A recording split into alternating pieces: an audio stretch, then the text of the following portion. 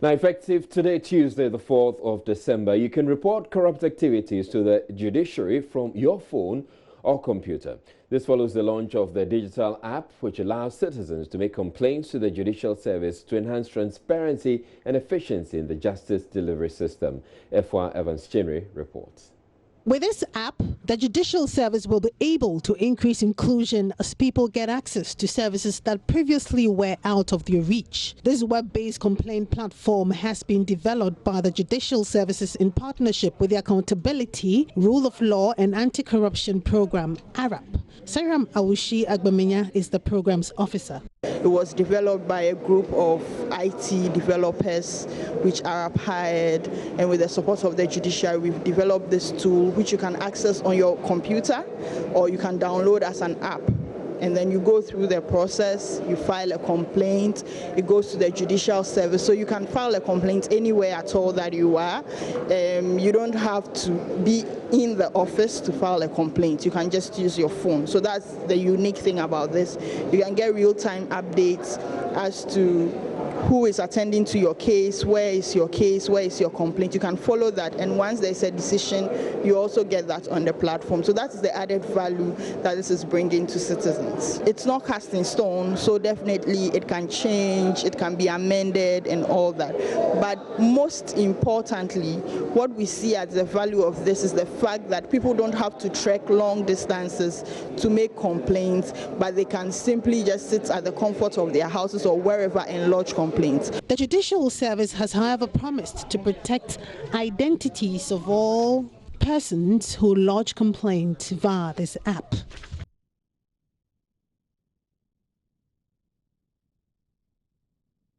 The National Health Insurance Authority says its digitization drive will see to an end the stress people will bring to an end the stress people go through to either become members of the scheme or renew their membership. The DigiCode, which has been hooked to almost all mobile networks in the country, will provide quality service and expand access whilst also minimizing operational cost of the National Health Insurance Authority. The NHIA has been addressing the media and other stakeholders in the central region to explain the new digital approach expected to be operational this month. Richard Kojonyako has more. The National Health Insurance Authority is testing the option to allow members to complete their annual membership renewals comfortably and safely from their mobile phones by using a code. The program, which is being piloted in the Sujaman and West Mamprusi districts in the eastern and northern regions, will enable members to renew their membership cards via mobile phone to reduce waiting times and queues at various districts in which they operate. As part of its digitization drive, the NHIA will, in a few days to come, launch a program dubbed NHIS Mobile Membership Renewal and Authentication Project. Isua Mensah is the Director of Corporate Affairs of the National Health Insurance Authority. A lot of our business that we carry out at the district offices has to do with renewals, and it all must happen at the district office as we speak today. Of all these 10-point-something million people, they had to walk through the corridors of NHIS to be able to do their renewals. We have a situation where we have very poor member experience. As an organization, one of the things we want to do now is to begin to have an outside-in approach where the needs of our members are addressed. We don't want to carry on business as usual where our people will go and sit down under trees or on the benches for so long in a day. We want to change. We want our members, we want to take them serious. We want the needs of our members to be addressed. And so we want to reduce the waiting time that they spend at our district office by a whole 95%, which means that we want to take away the traffic that traditionally will go to our district offices. According to him, the scheme has been undergoing some reforms since last year, with emphasis on improving its financial standing, migrate from manual mode of claims payment to electronic process. They are also enhancing clinical and internal audits to ensure that the scheme is able to take legal action against service providers who breach contractual agreements. The NHIS says currently it has a membership of nearly 11 million, representing 37% of the country's population, with 45% of members in the informal sector, and hope the new mobile renewal approach will further increase their numbers. Richard Kwejonya, Joy News, Cape Coast.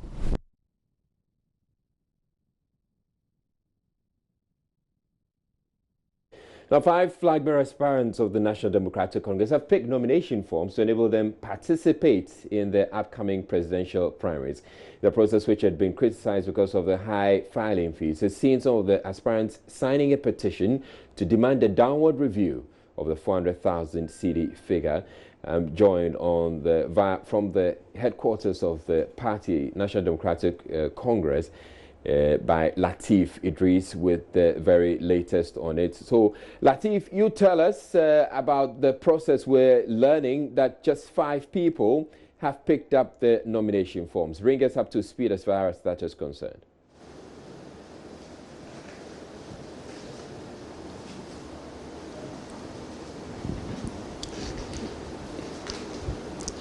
Exactly the point you just made, Israel. So at the end of the day of the nomination deadline, we had 5 candidates having some of their supporters coming in here at the party headquarters to pick up the nomination forms on their behalf. Point must be made that none of the 5 came here in person. All of them had supporters contributing to come and pick up the nomination forms for them. Let me just run our viewers quickly through the candidates who got people coming in here to pick the nomination.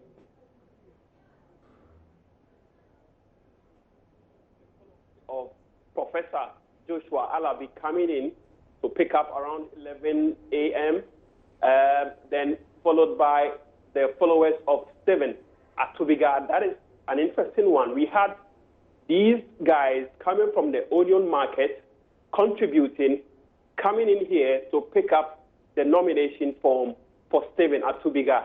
Guys coming from the onion market, contributing, coming in here to pick up the nomination form for Stephen Atubiga.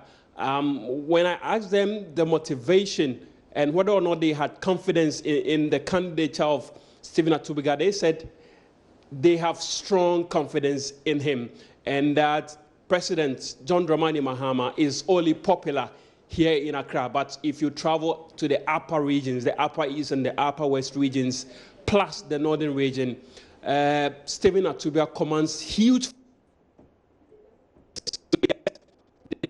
They picked it, and it was followed by the followers of Sylvester Mensah, the former boss of the National Health Insurance Scheme in Ghana. He also had his followers coming in to pick up his nomination form. Then finally, at the 11th hour of the closure of the window, we had a team led by one David coming in to pick up the nomination form for one person who had spoken strongly against the process, strongly against the amount of money that has been put on the nomination form and the filing fee, in the person of Mr. or Honorable Sumani Alban Bagbin. That position is being challenged, but we know that the forms have been picked for Alban Bagbin as well, bringing the number to 5. The individuals who have picked up their nomination forms. Now, this is what is going to happen going forward, Israel. On the 17th and the 18th of January 2019, these candidates are expected to come to the party headquarters with the forms that hopefully should have been endorsed by regional and then district and constituency executives across the country. Now, then the vetting will take place here at the party headquarters. It's going to happen between the 17th and the 18th of January 2018. I wouldn't want to go into much details into that. I have the Deputy General Secretary of the opposition NDC, Otokuno, is here, and I would like to engage him briefly. Now, Latif, before you get to speak Israel, to him, you have a follow-up question to deal with before we move on to the Deputy General Secretary. Before you get to speak with him, let's get to hear from the representative of Joshua Alabi, who picked up the form on his behalf. We'll listen to him, and then we'll come back to you in a bit. Even before the takeoff of the exercise, some of your newly elected executive members in the full glare of the cameras, in front of the microphones, made public declarations in support of some prospective candidates. Joshua Alabi's team considers this highly inappropriate and unethical. So our plea is that you call your National Executive Committee members, your Regional Executive Committee members who have openly declared support for individual candidates to order, because we need a neat, a clean process of electioneering, so that whoever is endorsed as the candidate would be entering the race with the NPP as a candidate of choice. We believe in his capabilities. We believe he's a person that can lead the party to a resounding victory 2020. So we mobilize ourselves to organize for something, so we pick the nomination forms for him. The filing fee is outrageous. You know very, very well. Every one of you should know by now that the fees is outrageous. 400,000 Ghana cedis is not a small money. How can we raise such amount of money? But I'm giving you my word that we're going to organize ourselves again, go back to our drawing boards and mobilize resources, and by 13th we'll be here to do the filing on behalf of Honorable Sylvester Mensah. Right, so we heard Jake Akwetekwe, who speaks or picked up the forms on behalf of Sylvester Mensah. Now, we would also get to hear from the General Secretary of the National Democratic Congress. We are in this game together. Nobody can lay a claim to perfection. So that's why, as we move together, we need to be correcting each other. And I'm happy you also recognize that when there was any aberration, I find ways of drawing your attention to it.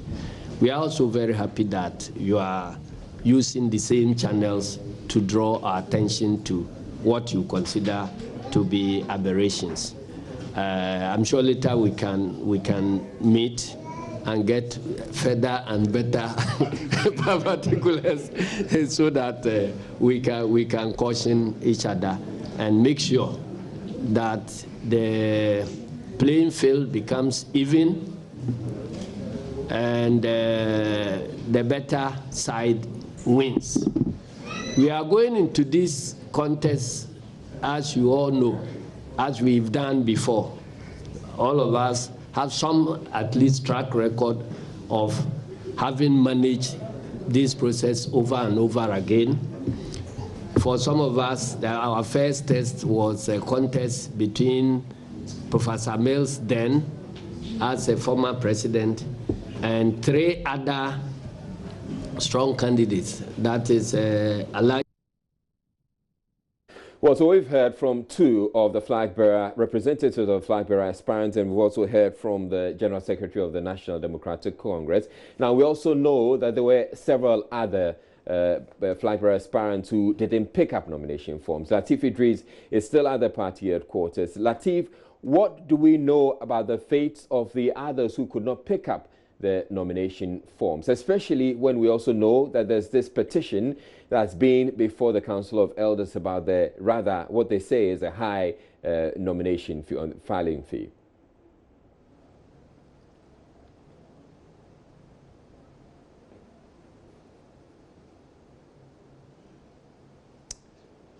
Yeah, Israel, unfortunately for these 6 individuals, the window is closed for them. That's all I can say. But to add more details on that, I have the Otokuno. He is here with me, and he's going to give us details about these candidates who couldn't make it to pick up the nomination form and what the party intends to do going forward.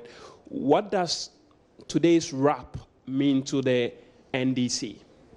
It means that the very first step that you are required to take to become a flag bearer of the NDC is shut. and the door that one could enter to be given the opportunity to become a flag bearer is completely shut. So then there is no opportunity again for anybody to join. The 5. Are you emphatically saying there is no opportunity again? Can't NEC or any other body, the council, come in to intervene? As far as the decision of NEC, which is the second highest decision-making body of the party, is concerned, there is no other room for anybody to join. And as it stands, and I would have to be very emphatic, as it stands, NEC has not received any request or petition from anybody, raising any concern at all that will seek to get NEC to review the dates. So as a secretariat, we are still on course in implementing the decisions of NEC. And for that decision, and as far as that decision is concerned, and as far as the regulations are concerned, there is no way anybody can join the race again. So the 5 nominees who have picked their nomination forms would proceed to the next stage, which is the filing of the nominations. So after the filing, which is 2 days, the 13th and the 14th of December, after the filing, then we'll go to vetting. So after they are cleared through vetting, then they become substantive candidates for the flag bearership contest of the NDC. So as it stands, you don't have any candidates as at now? As it stands, we have prospective aspirants. So going forward, we have these 6 individuals, couldn't make it, they raised issues. The party couldn't deal with the matter. You've gone ahead to give out nomination forms. You've closed the window. Going forward, do you think your party would be able to bring these 6 their support to go into 2020? Certainly they have been on board already. They have never gotten off board. Except that, the decision to contest for flag bearership is a personal decision. If one dreams of one day becoming a flag bearer of the party, there are steps that you take. One, you declare your intentions, or perhaps maybe you get the media to know that, these are your intentions. But the very most important decision that you have to take is the very first step to get to the nomination forms. And as it stands, all those other individuals who perhaps have expressed interest either in the media or by letters of intent, who were not able to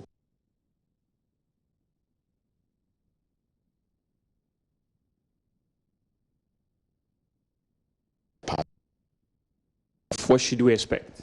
January 2019. Yes, 19th of January 2019, we are going to hold our elections in 275 constituencies. So it's going to be 276 polling centers.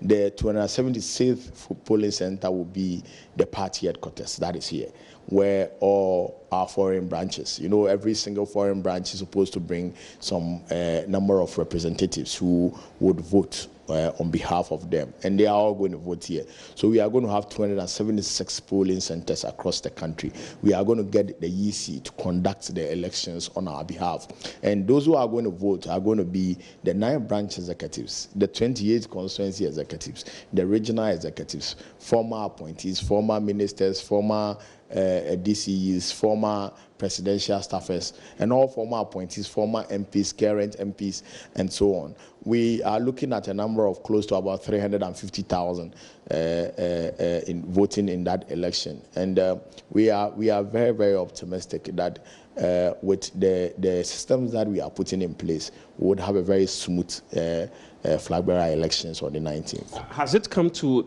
the attention of the Secretariat that Alban Sumani Bagbin is reported to have said that those who came to pick the nomination form on his behalf, he has no clue about that? Has it come to your attention? Well, it has not come to our attention yet, but if that is the case, then it means that on the 13th and 14th he will not file. So we'll wait till 13th and 14th, then we'll see whether he will file and put his personal details on the form or not. So at this moment, even if I hear him, it will be rather premature to make any pronouncements on that. Some say your party, you've breached the constitution of your party because you did not consult your council before coming up with the arrangements, particularly the financial bit of it. And that's how come they've raised concerns. Do you share similar opinion with them? I think that is rather defective if anybody should make that analysis, because unless the person is part of the Council of Elders and he is saying that on authority that they were never consulted. Meanwhile, let me make this point very clear. The Council of Elders, as a structure of the party, is an advisory body. And, you know, when you go to Congress or other bodies of the party, you know, committees, councils, you know, are dissolved. So you will need to reappoint some Council of Elders in addition to the ex-officio members. So, for example, our founding father is an ex-officio member of the party, former president, and so on and so forth. So, DS is enshrined as Council of Elders, and NEC would have to appoint some in addition to do that. But bear in mind that this process did not start immediately after our election. It started before we were elected.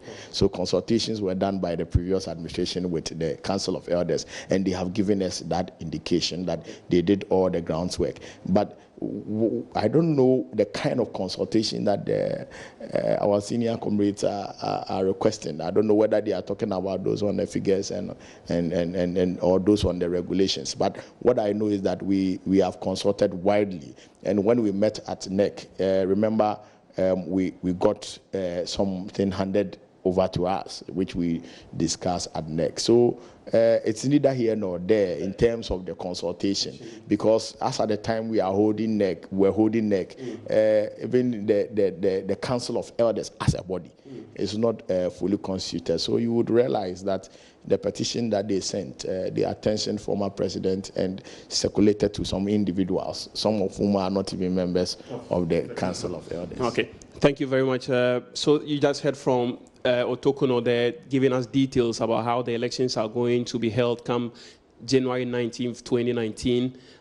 275 across the country, plus one here at the party headquarters, making 276, where the National Democratic Congress is expected to elect its flag bearer for the 2020 general elections. Back to you, Israel. All right, thank you very much, Latif Idris, joining us, bringing us that live interview from the NDC headquarters. And one of the issues he was raising has to do with what the second Deputy Speaker of Parliament, Alban Bagbin, who is aspiring to become the flag bearer of the National Democratic Congress, has been talking about. He has issues. He has issues with the filing fee, and he also has issues with those who showed up at the party headquarters to pick up his nomination forms. We have been speaking with him. Let's hear him now. I have not done any such thing. I just heard them on City FM. I just heard them on City FM say that no, that's not what they meant. They meant that when I was taking the decision to contest, I did it with them. And so they were going to compel me. They want to make sure that I don't fall out. That's why they went without my knowledge to pick the forms. I just heard them on City FM. Okay. Just for the avoidance of doubt, we spoke to them at the grounds when they picked the forms. This is what the leader said to us in his own words. Yes, okay, you can play it so that I can listen to that. I have the blessings of Mr. Bagbin to pick up this form. What I said from the beginning was that he has been our MP for all these years. A very capable MP, a very strong man, somebody who has contributed immensely to the growth and development of NDC party in this country. And so when the nominations were opened, we, knowing the potentials in him, urge him on, push him on to come and contest. But we know that he is a presidential material. Yes, I have. I have the blessings of Mr. Bagbin to pick up this form. Mr. Bagbin, that's the man who led the delegation. He says he has the blessing of Mr. Bagbin to pick these forms. And I'm saying I'm not aware of it. He hasn't got my blessing. I'm not even aware until one of your colleagues called me to say that 2 minutes to 5, some people picked a form in my name. It was a media man who called, and I was shocked. And I told him that I'm not aware of any such thing. Okay, the party today has said to us that as far as they're concerned, your name is on the list and they're going to go ahead. So what are you going to do about this if your name had been used wrongly? Oh, well, you know, that is the state our party is in now. Some months ago, some people went and picked a form in the name of Dr. Kwesi Boche, saying that they wanted him to be the national chairman. You can recollect that? Yes, I can. I remember that. Again, yesterday, we had a group of people coming from Aswase to pick forms and to say they contributed the money and they paid, and they were picking forms for the former President John Dramani Mahama. Right, so that's the very latest we have on the situation of the flag bearership race in the National Democratic Congress. So 5 people have picked up nomination forms, including, or supposedly, with the second Deputy Speaker, Alban Bagbin, being one of them. Now, he says that he has no knowledge of the picking of nomination forms, and he has dissociated himself from that process or that action by the people. Certainly, we're having heard the very last of this, and we will continue to update you as when we have information on that. We're taking a break here on Joy News.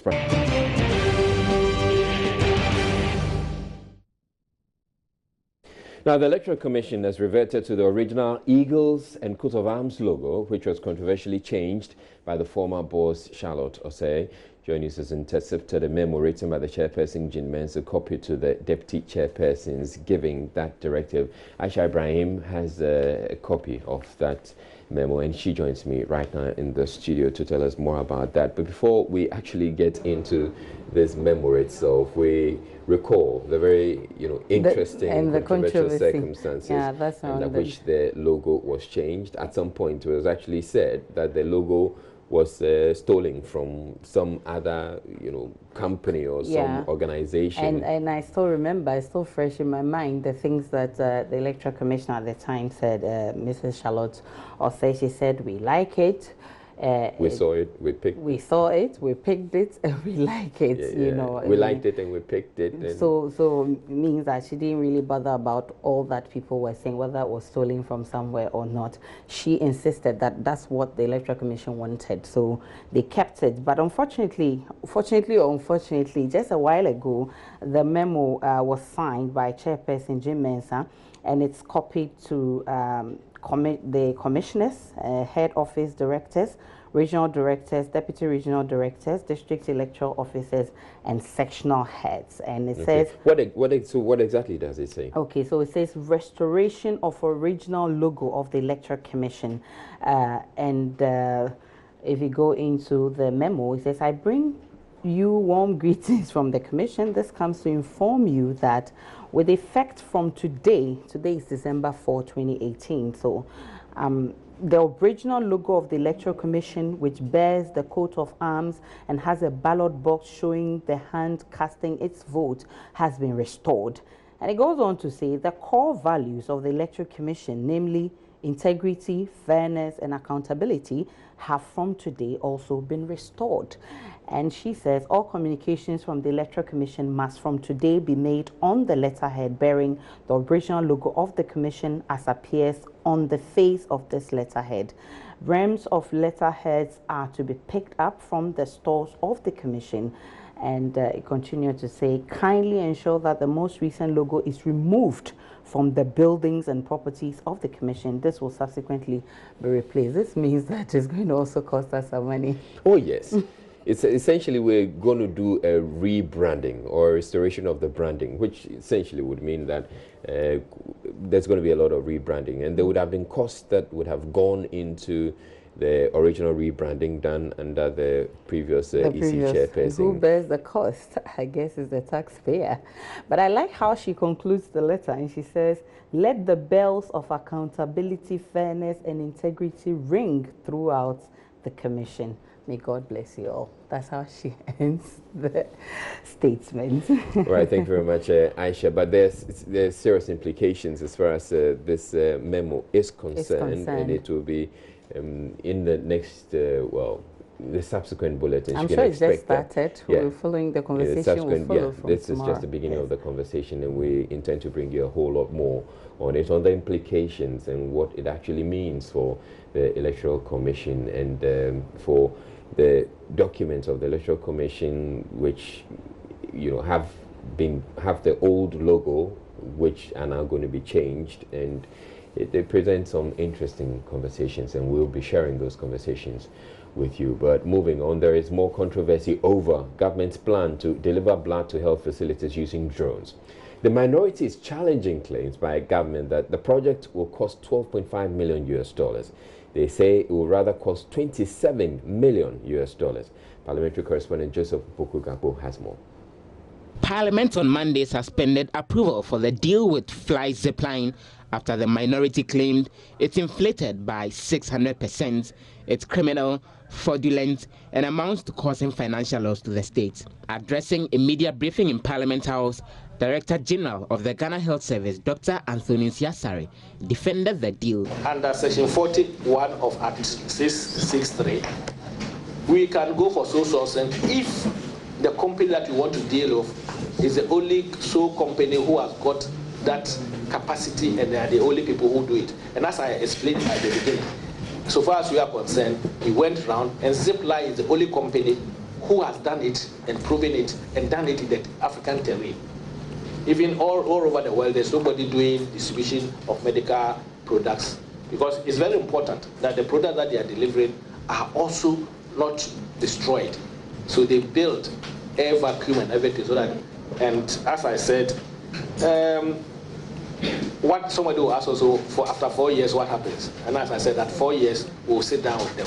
The relationship will be so good that even maybe after 4 years, Zipline Ghana has become purely Ghanaian company, where Ghana will be doing it at themselves. Deputy Information Minister Pius Hajide says government will use its majority in the House to push through the deal despite the minority's objection. The NDC minority is ill-informed and misguided on this particular matter, and I think that they should eat the humble pie and beat a retreat and apologize to the good people of Ghana, because clearly they are uninformed.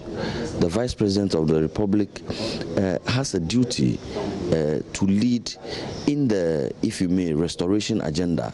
I mean, to rescue Ghana from the mess that was inherited.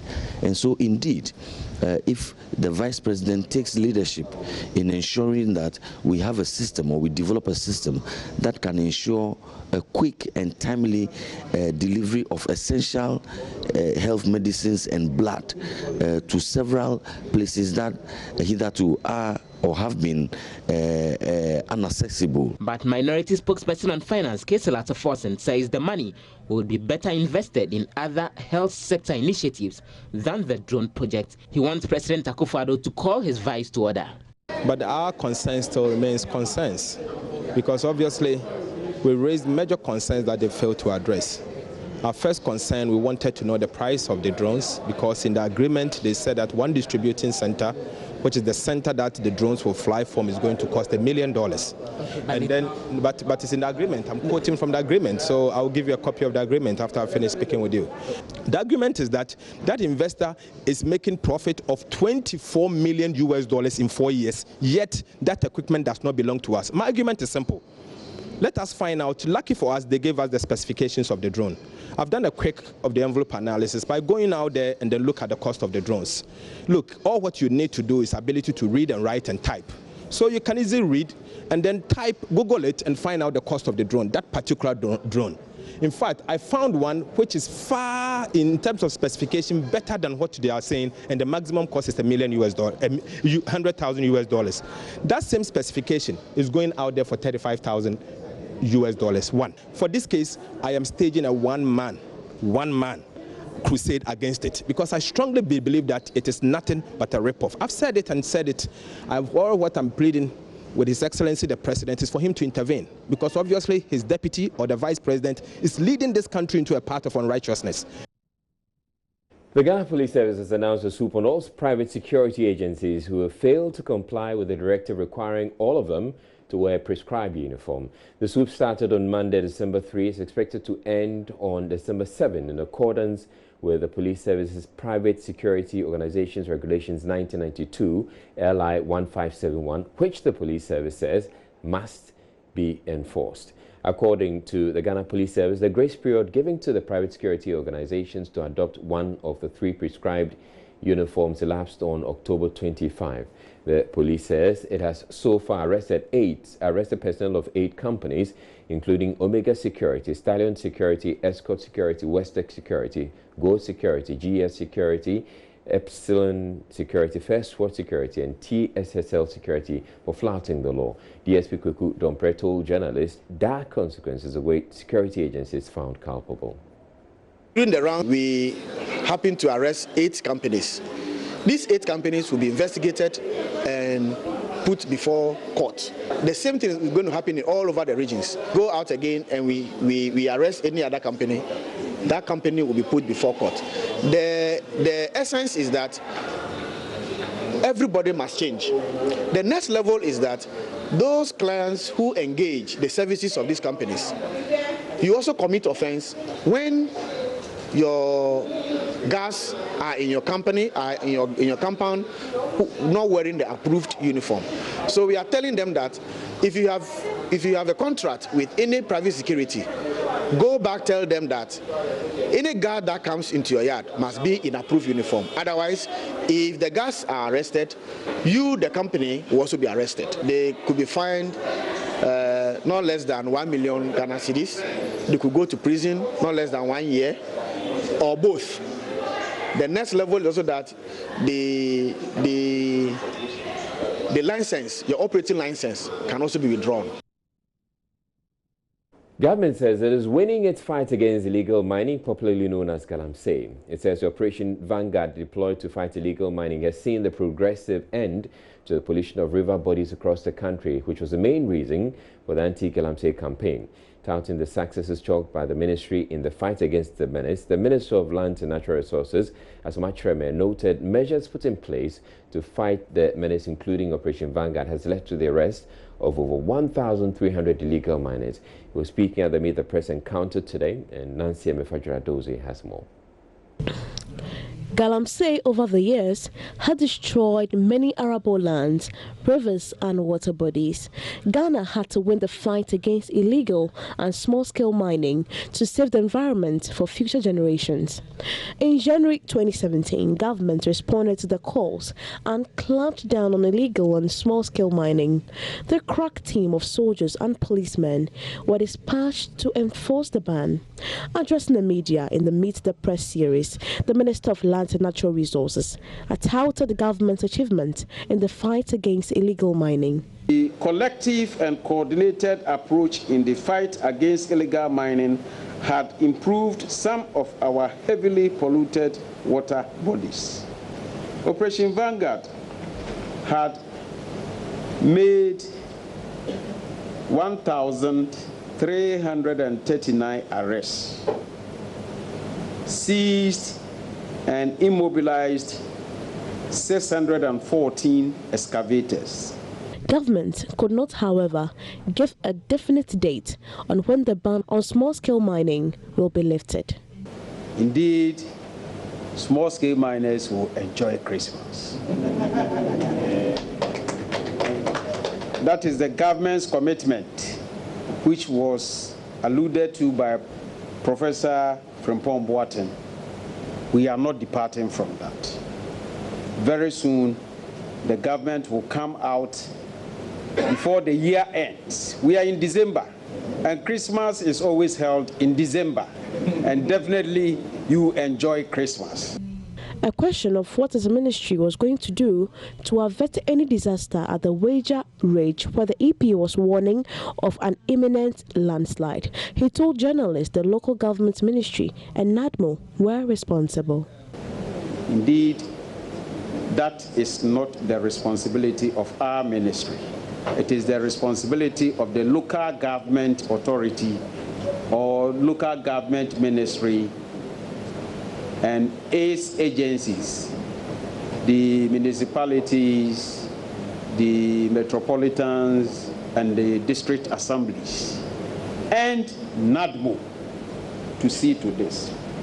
In effect, I'm alluding to the fact that it is the work of local government ministry and Ministry of Interior. Nancy MFR Tradosi, Joy News. Meanwhile, the Ministry of Lands and Natural Resources says the country is unable to fully monitor earthquake-prone areas in the country because of power outages. He added government has approved the installation of a solar power plant to ensure constant power to the seismometer. However, he did not state when the installation will be done. The issue of earthquake occurrence continues to threaten the country. In order to mitigate the impact of earthquake in the southern sector of the country, mapping and risk assessment in Nyanyano, Weja, Makati Hills, and surrounding areas were carried out to generate an updated geohazard risk map for planning and decision making. Power outage continues to hamper earthquake monitoring in the country. In order to carry out the 24/7 monitoring of earthquakes in Ghana, government has approved the installation of solar power at the Authority Earthquake Seismic Observatory. Member of Parliament's Environment, Science and Technology Committee is urging utility service providers to disconnect electricity and water supply to homes at the Weja Kaswa Ridge, which experts have warned are in serious danger of being destroyed in a mudslide. Experts say the ridge, as a result of human activity over the years, has become seriously weakened and could collapse in a mudslide similar to the tragedy which wiped away an entire community at Sugarloaf in the capital of Sierra Leone just a year ago. The Weja Kaswa Ridge Assessment Team has called for re-engineering of the area to protect it against potential mudslide, even as efforts are made to get the residents to move. But Telabi Ebenezer Oklete, speaking earlier on the AM show, said some drastic action would have to be taken to force the over 5,000 residents there to relocate. The way to go is to make sure that in our development, programs and policies, we must factor in the conservation, protection of our environment as part of the process.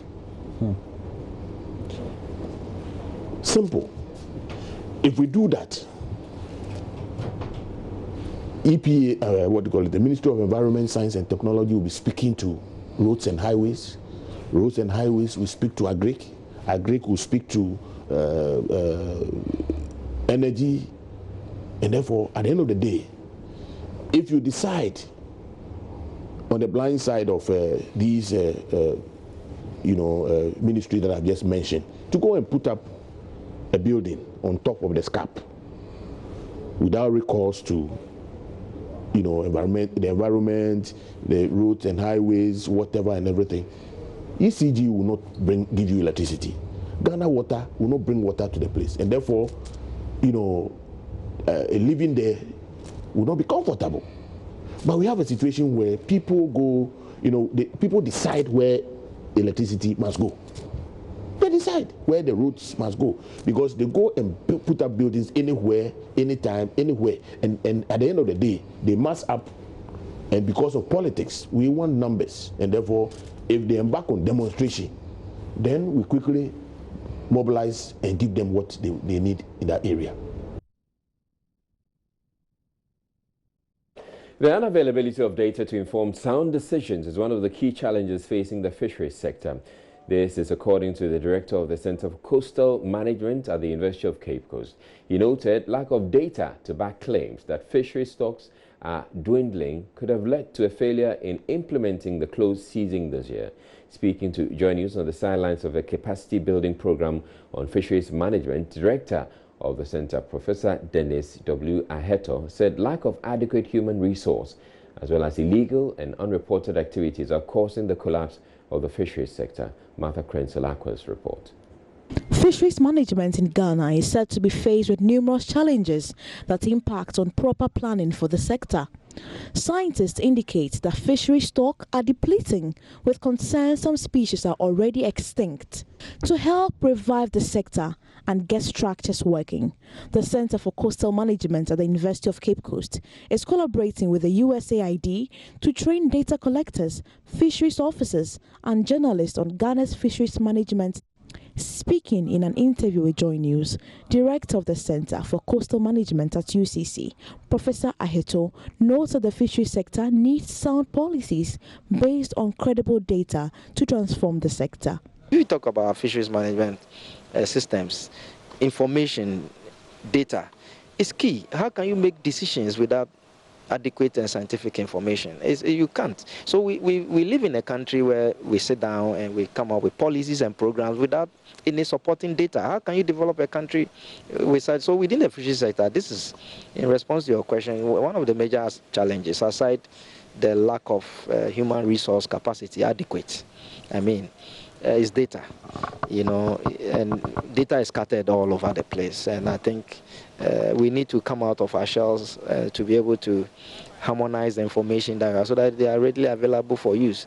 The other issues has to do with the illegalities in the sector. We need a very strong political commitment, to be able to address some of the issues. Last year, there was the close season, we all liked it. That never was, and as to why it never was also because of the fact that we did not have the data to support the arguments. Some of the beneficiaries of the training program confirmed the need for credible data for the sector. The key issues in our sector basically deals with the data that we have. If the sector is able to standardize our data that we collect from all the coastal landing sites, I believe we will be ready to come out with informed decisions.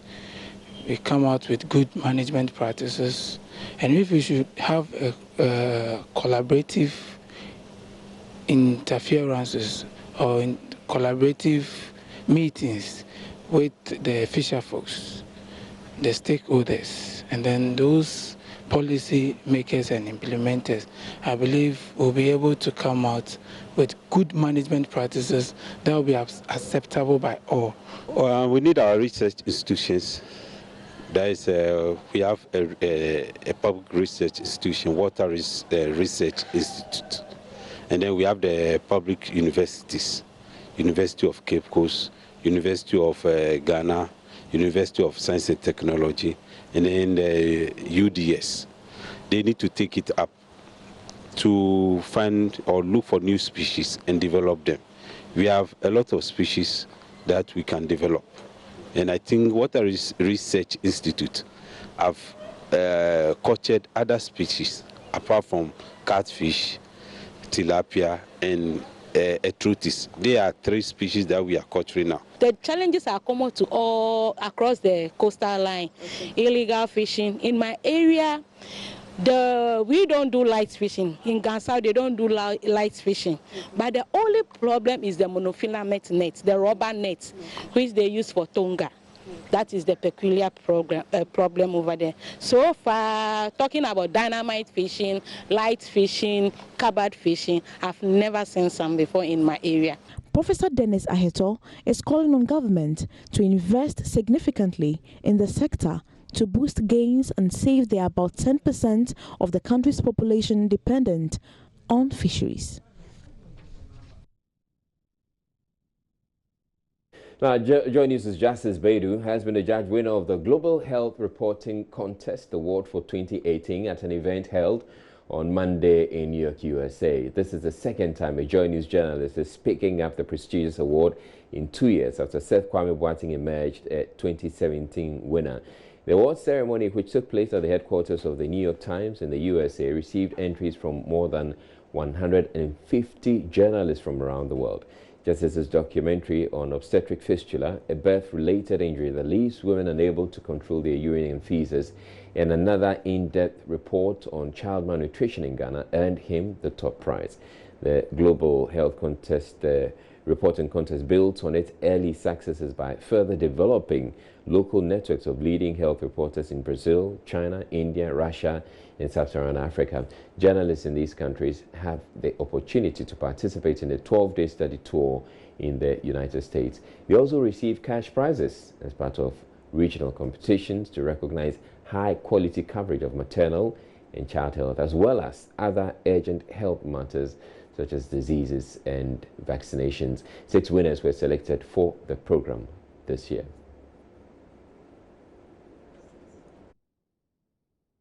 And on behalf of the team here at Joy News, we say congratulations to Justice Baidu.